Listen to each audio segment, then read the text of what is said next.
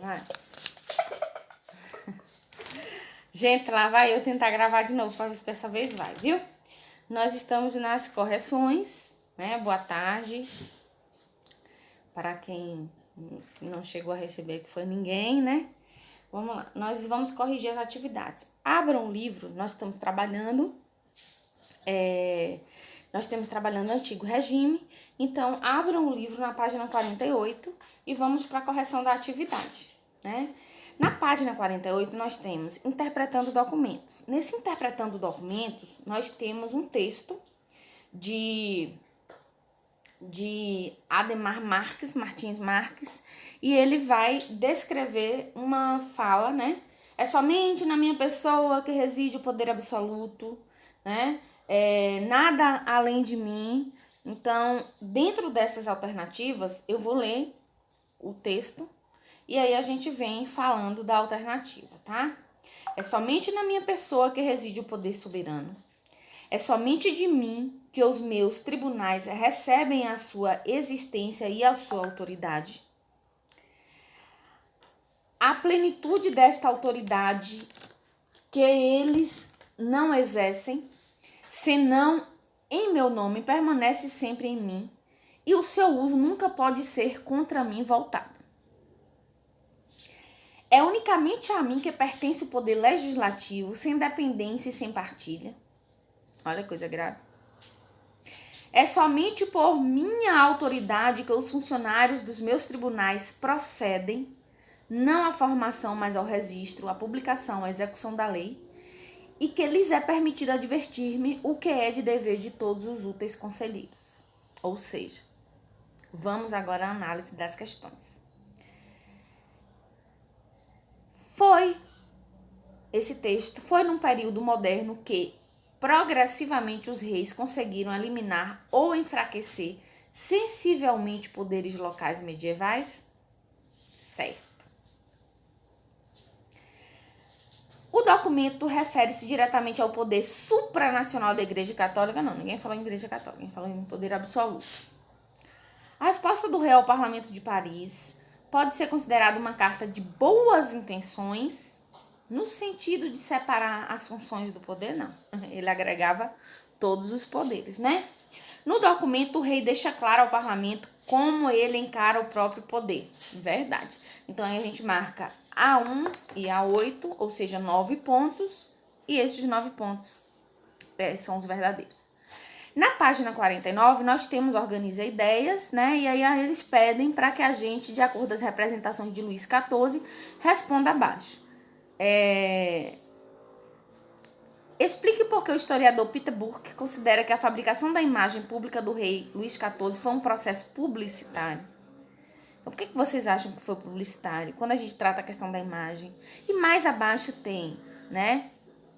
É possível afirmar que a mídia detém poder nessa fabricação de imagens?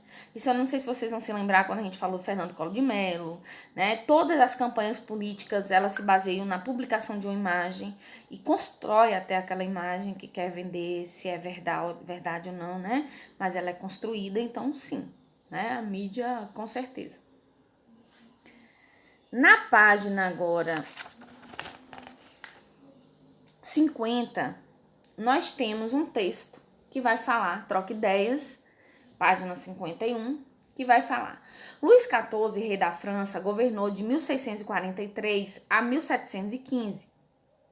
Gostava de ver seus nobres morando sob seu teto em Versalhes, né? O Palácio de Versalhes.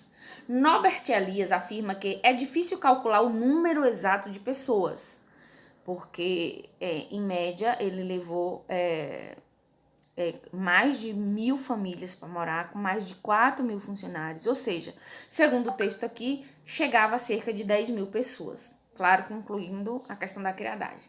O pátio do castelo devia indicar, por seu aspecto, a posição do personagem que o habitava. Em Versalhes, na descrição de Elias, 2 alamedas conduzem ao castelo, uma de cada lado, franqueadas por uma longa ala oeste-leste, que se destinava, sobretudo, a chanceleres e ministros. Então, era a forma no qual ele era organizado para ir de encontro, né?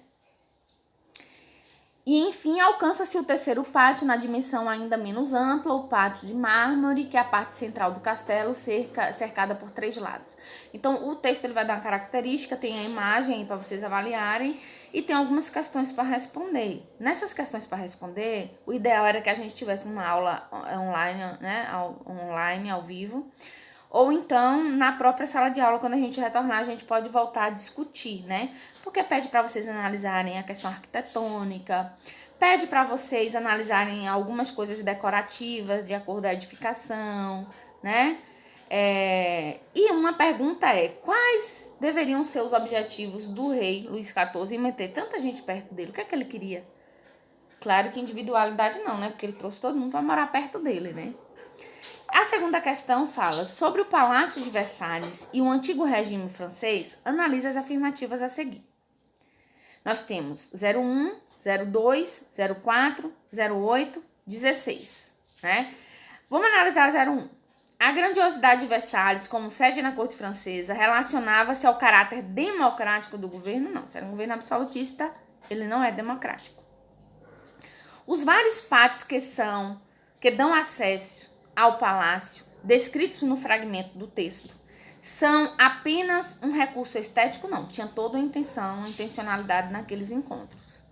Os pátios em Versalhes deixavam de servir apenas de acesso a seus visitantes e assumiram um valor social de prestígio? Sim, cada ala tinha seu prestígio, então 04 verdadeiro. As milhares de pessoas descritas por Elias apenas visitavam? Não, eles moravam. E 16, a corte francesa utilizava o Palácio de Versalhes apenas como ambiente de férias? Eles moravam. Então, se for pra gente marcar o verdadeiro, somente a 04 é verdadeira. Valeu, galerinha? Nós temos agora, interpretando documentos, que fala de 2 textos, né? Nós temos um texto de Ed Clones. Nós temos 2 textos e pede para a gente analisar, e dentro desses 2 textos a gente vai dizer o que é verdadeiro ou falso. Sobre o ritual da corte descrito nos fragmentos produzidos, eu não vou ler porque é um pouco comprido, vocês podem fazer essa leitura e depois fazem um comparativo com as nossas falas aqui. Marque o verdadeiro ou falso. As atitudes em relação à hierarquia social são apresentadas com muita nitidez nas descrições dos rituais, ou do ritual, sim, o texto deixa bem claro. Cada ato no decorrer da cerimônia tinha um valor de prestígio? Também. Cada um tinha sua significância. A vida diária do rei e da rainha propunha-se de ações que não eram simplesmente recorrentes, mas carregadas de sentidos simbólicos, porque eram desempenhadas em público pelo rei, ator, rainha, atriz? Verdadeiro também. A sucessão de pessoas encarregadas de vestir a rainha era organizada para privilegiar o status social de cada uma? Sim. Inclusive, eu acho que já comentei com vocês sobre uma minissérie. Quem não assistiu, aproveitem e assistam agora nesse período, que chama Mary, a Rainha da Escócia, no Netflix. Maravilhoso, vocês vão ficar encantados. Eu acredito que muitos já tenham assistido. E aí tem uma parte que é bem visível, essa questão do status das meninas que moram para atender a Rainha Mary, né? Então deixa bem claro isso aí, então é verdadeiro. A única falsa é a última, né? Porque o rei, ele não fazia os rituais apenas superficial, não. Eles levavam realmente a sério, o povo levava realmente a sério, era um ritual seguido. Nós temos hoje muito parecido que passa na televisão e são várias pompas, que é o da Inglaterra, né? Que agora, por conta dessa pandemia, o aniversário dela, ela suspendeu tudo, porque era uma verdadeira pompa no dia do aniversário dela, e ela acaba suspendendo. Ok, galera? Isso na página 53. Na página 54, nós temos a hora do estudo. Vem cá, na hora de parar aqui para me ajudar.